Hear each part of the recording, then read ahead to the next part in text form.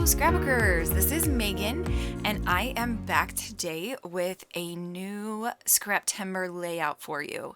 So this is actually the prompt from yesterday, which was September 9th, and I was not able to get it up just because this week at work has been kind of insanely crazy, and I've been working more hours than I normally do. And so I just was not able to edit it on Tuesday and get it up on Wednesday. So I apologize about that. But here you are. Here's my diagonal design layout for Scraptember. I will have the links to the other ladies participating in this day's prompt linked below so that you can check them out if you already haven't seen them. So here you can see I have 4 photos, and I really want all 4 of them to work. But in the end, I am just going to use the 3 you see here.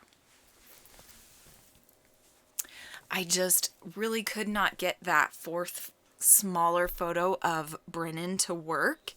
And so I'm going to do a pocket page after this layout because I have a ton more photos of this little homeschool event that I did with the kids. So when Jonas and Brennan were little and before they started school, like as kindergarten and first graders, I would do preschool lessons with them all the time. So what I would do was just go to Sam's Club and just buy one of those like preschool books, and I would have them practice writing and, drawing lines and all of those things that they would do. But then also I would go on Pinterest and I would look up fun art lessons or fun things that we could do to also help them learn how to use scissors and just get creative. So this is one of those days, and I want to say this is 2009. So I think this is before Jonas's 5th birthday.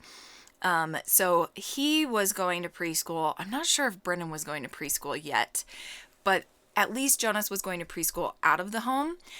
But I would still have him and Brennan, kind of just do fun things together, just to kind of help them learn more. I used to be a really good mom when they were little. Not so much these days. But anyway, I'm just joking, of course. So you can see here that I've added a border strip to the background on the diagonal. Initially, I did that just because I was like, okay, I don't want to forget that this is the diagonal challenge, because knowing me, I would totally forget and not do a diagonal layout. So this was my way to remind myself to do that. But then I just started putting all the embellishments along that diagonal line. And I am using a bunch of different fall type themed stickers, and that cute little pumpkin that's above Jonas's head on the right hand photo, that is from, I want to say it was from just like a Walmart pack of chipboard that I got a couple years ago, and I just never used it. And so I'm so glad that I added it to my September kit. This is my September For the Love of Homemade Kits kit that I am using. And I'm so glad that I added all of the things that I did, because I was able to use up pumpkins, which I didn't think I was actually going to use in this kit. And so that's kind of fun.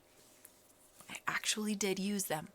Okay, so now here I am just going to start gluing everything down. This is almost the way it stays. I do kind of move things around a little bit as I'm gluing them down, but this is basically the diagonal design that I go with. And I know the photos aren't really on the diagonal. I could have put them over to the right a little bit, but I did want to keep the embellishments and everything that I had. And so I didn't want the photos to feel like they were pushing the ephemera and everything off of the page. And so that's why I decided to keep the photos in the bottom left corner. But I still feel like they are part of the diagonal design, just because they do have so much, they take up so much space on the layout. So at first I'm thinking I'm going to put these 2 tags down here on the bottom, but that just doesn't feel like it helps the layout flow. if you get what I mean. So I am going to fiddle with it, but then eventually I'm going to take that yellow tag and I'm going to put it up, going from top to bottom instead of left to right. And that works out a lot better. I kind of feel like that helps your eye move from the bottom of the layout up to the top a little bit more. It doesn't create so much of a disconnect in that cluster. So I really like how that cluster turns out. I'm gluing down the photos now, and then I'm gonna glue down these other 2 cluster areas. And in the end, I could not decide on a title. So I went to my favorite person who helps me with titles, Christy, and she suggested that I use the title Creativity is Magic, which I absolutely love. But at the same time, I was kind of wanting to like incorporate the word learning into it. And so I don't know. I need your guys' help. Do you think it would sound better if I did Creativity is Magic as my title, or maybe Learning Creativity is Magic, or Growing and Learning Creatively, or I don't know, something like that. Creatively learning and growing together, or yeah, I don't know. So many different ideas I have going in my head. So you're not going to see me put down the title, and the photos aren't going to have the title either because I still cannot decide on what I want to do. So I'd love to hear your suggestions. I think I'm leaning towards creatively learning and growing together, just since they're both learning and growing together at home, and it's me teaching them and helping them. But I also do love Creativity is Magic. Maybe I'll do Learning Creativity is Magic. What do you think about that? Anyway, here are the photos. Thank you so much for watching. And again, make sure you check out all the other ladies that are posting below. Thanks so much for watching. Bye!